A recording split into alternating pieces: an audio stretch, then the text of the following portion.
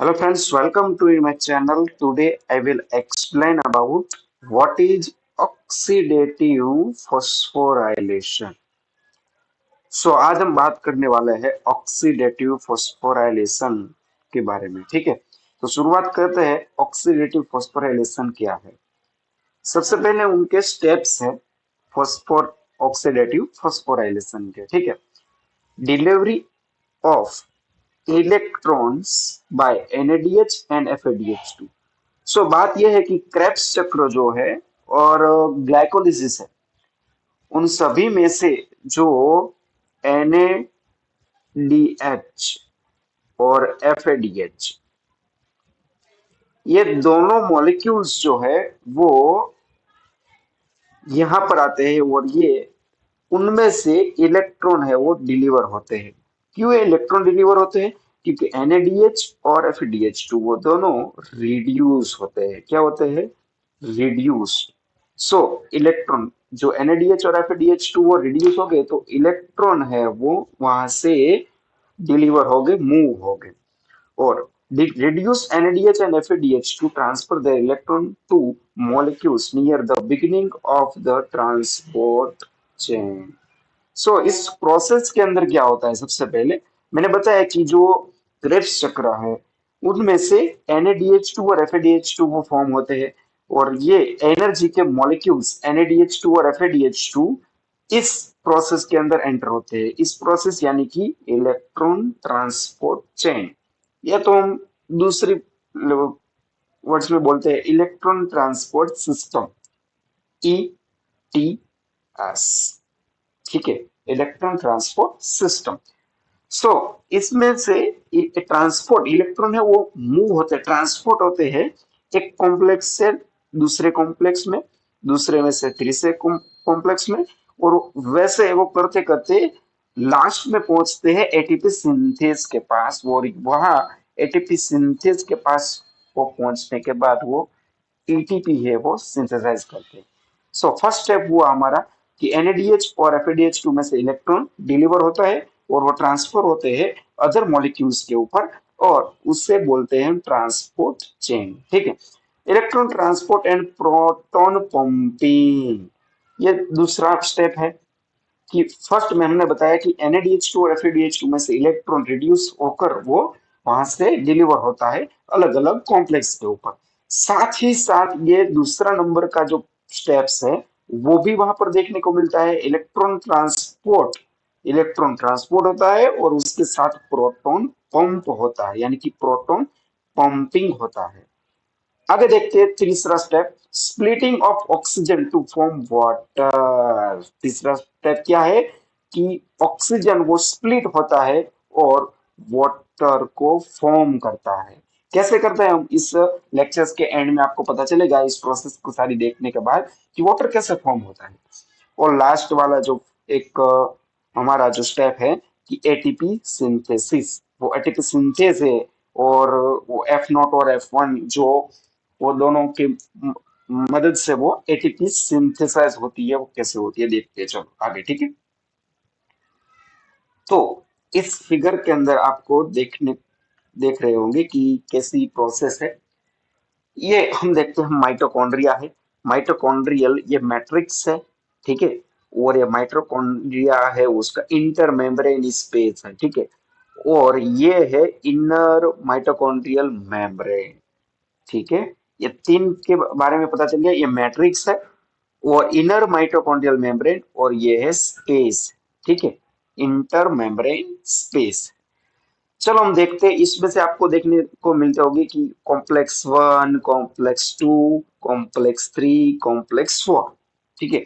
Complex 2 है उसके साथ क्यूबिकिनोन भी है, और कॉम्प्लेक्स 3 और कॉम्प्लेक्स 4 उसके बीच में साइटोक्रोम C भी आपको देखने को मिलता होगा, ठीक है।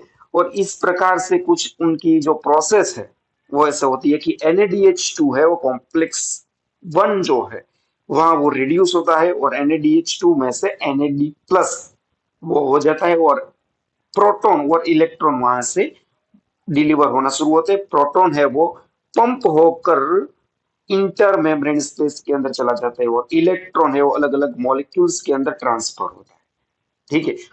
आगे देखते हैं कॉम्प्लेक्स नंबर 2। कॉम्प्लेक्स 2 के अंदर आप देख रहे होंगे कि FADH2 जो है वो FAD प्लस में वो रिड्यूस होता है और उसके साथ कई सारे जो प्रोटॉन है यानी कि प्रोटॉन वो भी वहां पर रिमूव हो गए और साथ ही साथ इलेक्ट्रॉन भी वहां से वो ट्रांसपोर्ट होगा और कॉम्प्लेक्स 3 में जाएंगे। वहां आप देख रहे होंगे कि H प्लस यानी कि जो प्रोटॉन है वो भी पंप होता है और इंटरमेम्ब्रेन स्पेस के अंदर चला जाता है। उसके बाद इलेक्ट्रॉन साइटोक्रोम C में से होकर कॉम्प्लेक्स 4 के अंदर आता है और वहां भी प्रोटॉन है वो पंप होकर इंटरमेम्ब्रेन स्पेस के अंदर चला जाता है। इस प्रकार से हम देखें तो मैट्रिक्स जो है माइटोकॉन्ड्रियल मैट्रिक्स उसमें से प्रोटॉन की जो कंसंट्रेशन वो लो हो जाएंगी और इंटर मेम्ब्रेन स्पेस जो है वहां पर प्रोटॉन की जो कंसंट्रेशन वो हाई हो जाएंगी। ठीक है। सो वहां पर हमें प्रोटॉन ग्रेडियंट देखने को मिलता होगा कि यहाँ पर प्रोटॉन की मात्रा ज्यादा हो जाएगी और यहाँ पर प्रोटॉन कम हो जाएगी, एक तरफ ज्यादा एक तरफ कम। तो प्रोटॉन की ग्रेडियंट हमें देखने को मिलती है। उसके बाद क्या होता है कि उसके बाद हम देखें तो सो उसके बाद हम देखें तो एटीपी सिंथेज है। ये एटीपी सिंथेज आपको देखने दिखाई रहा होगा कि एटीपी सिंथेज है और ये जो पार्ट है एटीपी सिंथेज का उससे हमें F0 बोलते हैं या तो F0 बोलते हैं। ठीक है। और नीचे का जो पार्ट है उसको F1 बोलते हैं। सो एटीपी सिंथेज है वो F0 और F1 वो दोनों अलग अलग जो डिफरेंट डिफरेंट सब यूनिट है उसके साथ वो बना हुआ है। आगे हम देखें तो कि एफ ये एटीपी सिंथेज है वो उसकी प्रोसेस क्या है कि ऊपर से वो जो ग्रेडियंट हुआ है, ठीक है, प्रोटॉन ग्रेडियंट वो जनरेट हुआ है, प्रोटॉन ग्रेडियंट उसको कम करते हैं यानी कि H प्लस जो है वहां से अंदर मैट्रिक्स के अंदर आएंगे फिर से और ये एक मोटर का काम करता है। कैसा काम है? मोटर का। वो रोटेट होता है और एडीपी यानी कि वहां जो मोटर है उसके अंदर इनऑर्गेनिक फॉस्फेट उसके अंदर है और एडीपी जो है वो एडीपी वो इनऑर्गेनिक फॉस्फेट फॉस्फेट जो है उसके साथ जो जुड़ जाती है और हमें मिलता है एटीपी मिलता है। ठीक है। तो इस प्रकार से जो प्रोसेस होती है उसके बाद हम देखें H2O का फॉर्मेशन कैसे होता है कि जो ये इलेक्ट्रॉन है जो मूव होते कॉम्प्लेक्स फॉर्मेशन यहाँ पर आता है। वहां आप देख सकते हो कि H प्लस और इलेक्ट्रॉन, ठीक है, वो इलेक्ट्रॉन वो ट्रांसफर होकर आया है। वो दोनों जो one half of an O2 molecules यानी कि जो स्प्लिटेड O2 जो है O2 का स्प्लिटिंग हुआ यानी कि एक ऑक्सीजन का वो एक एटम है, ठीक है, उसके साथ वो जुड़ जाता है और हमें क्या मिल जाता है वहां H2O के मॉलिक्यूल्स मिल जाते हैं। ठीक है। दो H2O के मॉलिक्यूल्स हमें वहां मिल जाते हैं। Two free proton ions, two electron existing ETS या तो ETC and one half of an O2 molecules देख सकते हो आप। ठीक है। तो इस सारी की सारी जो ये प्रोसेस होकर हमें क्या मिल जाता है H2O की फॉर्मेशन H2O में वहां मिल जाता है। इस प्रकार से H2O भी फॉर्म हो गया और हमको क्या मिल गया एटीपी। एटीपी का सिंथेसाइज हुआ किसकी मदद से हुआ? एटीपी सिंथेस की मदद से हुआ। ठीक है। कौन उसमें उसके अंदर वो एंटर होता है? तो इंटर मेम्ब्रेन स्पेस में से प्रोटॉन वो एंटर होता है और वो F1 जो है उसको घुमाता है और रोटेट होता है और वो एडीपी के साथ इनऑर्गेनिक फॉस्फेट वो जुड़ जाता है और हमें क्या मिल जाता है? एटीपी मिल जाता है। ठीक है। आगे हम देखते हैं इसकी इंपॉर्टेंस क्या है। The primary source of ATP for metabolic and mechanical work. हमें सबको पता है कि मेटाबॉलिक और मैकेनिकल वर्क इस दोनों के लिए हमें किसकी जरूरत है? एटीपी की जरूरत है। और एटीपी जो है वो एक करेंसी का फॉर्म में वो हमको वो एक हेल्प करती है, providing most of the energy used in for biosynthesis, maintaining proper ion balance and mechanical work. ये सारा का सारा इंपॉर्टेंस एटीपी का इंपॉर्टेंस हमको दिखाया है कि मैकेनिकल वर्क हुआ, आयन बैलेंसिंग हुआ और बायोसिंथेसिस।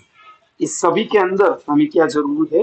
एटीपी की खास जरूरत या मात्रा हो, उसकी मात्रा बहुत सारी की सारी जो प्रोसेस है बॉडी की, मेटाबॉलिक और क्या मैकेनिकल वर्क है, बायोसिंथेसिस है, आयन बैलेंसिंग की बात है, जो सेल है वो उसमें आयन बैलेंसिंग करना है साइटोप्लाज्म के अंदर।